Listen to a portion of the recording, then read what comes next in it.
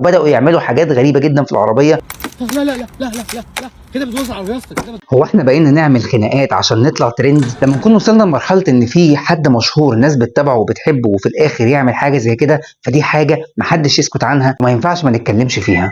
اللي حصل انه كان في واحد مشهور والناس كتير بتتابعه. انا شخصيا كنت بحب اتفرج على بعض الفيديوهات اللي كان فيها ضحك وكوميديا وكان فيها حاجات خفيفه، لكن الموضوع قلب بطريقه وحشه جدا. وهو ان هم كانوا عاملين قصه انه في واحد صاحبهم جاب عربيه جديده، العربيه دي كانت عربيه مرسيدس وعربيه غاليه، وصاحبهم ده كان فرحان بيها جدا، فهم راحوا له تحت بيته المفروض علشان يباركوا له عليها. وفعلا جم تحت البيت وبداوا يعملوا حاجات غريبه جدا في العربيه محدش يصدق ان هم اصلا ممكن يعملوها ولو في عربيه حد غريب مش في عربيه صاحبهم. ان هم جابوا دباسه بتاعت الدبابيس وبداوا يعملوها جوه الكاوتش، وشويه وجابوا مفك وفضلوا يخرموا في الكاوتش وراحوا حاطين المفك جوه الكاوتش وبوظوا الكاوتش خالص، وجابوا مسامير صغيره وفضلوا يدقوها جوه الكاوتش. الموضوع كان فيه اشمئزاز من اي حد ممكن يتفرج على الفيديو، او انه اي اطفال حتى او اي كبار او اي حد ممكن يتعلموا حاجه زي كده، ان واحد يروح يبارك لواحد صاحبه فيعمل كده على سبيل الهزار او الضحك، ان هم واخدين الموضوع في سكه الهزار وان انا بهزر مع صاحبي عادي، ايه المشكله؟ لكن التفاهه وصلت للدرجه دي في انه نعلم الجيل اللي طالع ازاي يبقى مستهتر باي حاجه. القصه كملت ان هم كلموا صاحبهم وقالوا له عايزينك تنزل عشان نبارك لك، وفعلا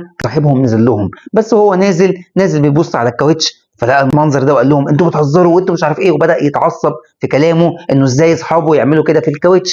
فمن كتر عصبيته، والمفروض ان هو ما يعرفش حاجه عن الموضوع، والله اعلم هو عارف القصه دي وهم اللي قايلين ومظبطين معاه ان هم يصوروا الفيديو ولا لا، بس صاحبهم نزل واتنرفز جدا واتضايق جدا بسبب منظر الكاوتش اللي هم بوظوه. كانوا فردتين كاوتش وراح متعصب على صاحبه اللي عمل كده، ولسه التصوير مستمر وصاحبهم التالت بيصورهم، وراح مسك التليفون من صاحبه اللي عمل كده في الكاوتش وكان تليفون غالي جدا وراح رميه في الارض كسره. وبعد كده طبعا صاحبه عمل نفسه مصدوم، الله اعلم برضو كان الموضوع في اتفاق او لا. المهم انه لما اتصدم صاحب العربيه من كتر نرفزته راح جاي على التليفون وداس عليه برجله دغدغه تماما. فبدا اللي خرم كاوتش العربيه يتضايق ويتنرفز ويقول له انا مش هسيبك النهارده، والموضوع قلب بشكل خناقه، بس ما كانوش عايزين يبينوا الموضوع. وكان اللي خرم كاوتش العربيه ده بيقول له هو انت هتساوي كاوتش العربيه بالتليفون بتاعي؟ بغض النظر عن ان ده كاوتش مرسيدس وده تليفون والتليفون كان من ايفون، والموضوع ما خلصش لحد كده. بعد كده صاحب العربيه طلع وسابهم وهم بعدوا عن المكان ده، بس بعد شويه رجعوا له تاني واتصلوا بصاحب العربيه وبيقولوا له سامع الصوت ده؟ واتاري البيه كان عمال يكسر في الفبر بتاع العربيه، عمال يحاول يشيله ويخلعه من مكانه،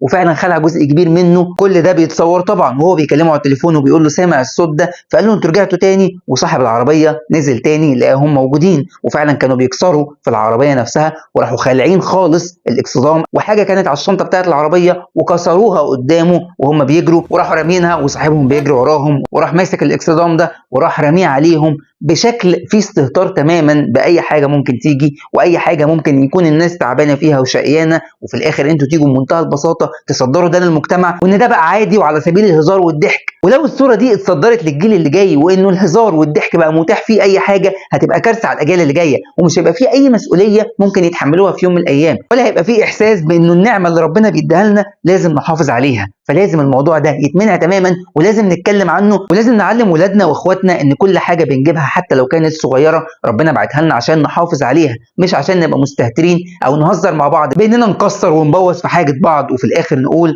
على سبيل الهزار وكلنا بنهزر يا عم ما فيهاش مشكله. بس الحقيقه الفيديو كان مستفز جدا لاي حد هيتفرج عليه، حتى كل الكومنتات اللي كانت جايه في الفيديو ده هي بتقول ان المحتوى محتوى فاشل وما ينفعش يبقى ده محتوى اصلا. لما كان في محتوى الهزار والضحك كان الموضوع ماشي والناس قابلاه شويه، لكن دلوقتي لما يوصل لمرحله زي دي من الاستهتار اكيد لازم نقف ونقول ما ينفعش ده يتصدر للاجيال اللي جايه ولا لينا احنا شخصيا، ولازم نحافظ على حاجتنا كويس جدا. الرساله نفسها في الموضوع انك بتوجه رساله زي دي في انه الناس تعمل كده مع بعضها، بتعلم الناس انها تستهتر بالحاجه، ولا انتوا اللي معاكم فلوس زياده وعايزين تصرفوها في اي حاجه فبتجيبوا الحمام وتطيروه، ولو ده فعلا حاصل فده ما ينفعش يتصور ويتذاع للسوشيال ميديا او يتذاع لناس بتتفرج عليه، لانه انت كده يا اما بتستفز الناس في انك عندك حاجات زي كده وبتفرط فيها بسهوله، او بتعلم الاطفال والجيل اللي طالع انه يبقى فعلا مستهتر في اي حاجه بيجيبها ويبوظ اي حاجه. انا عادل مجدي، يا ريت تشارك كتير جدا جدا جدا للفيديو ده لانه مهم جدا انه يوصل لكل الناس عشان نعرف ازاي نحافظ على كل حاجه وما يبقاش كل حاجه داخله تحت بند الهزار والضحك. قول لي رايك في كومنت لو كنت شفت الفيديو ده او لو شفت فيديوهات من النوعيه دي، بايه احساسك وشعورك وانت بتتفرج وقلقان انه اي حد تبعك يشوف الفيديو اللي فيه استهتار بالمنظر ده.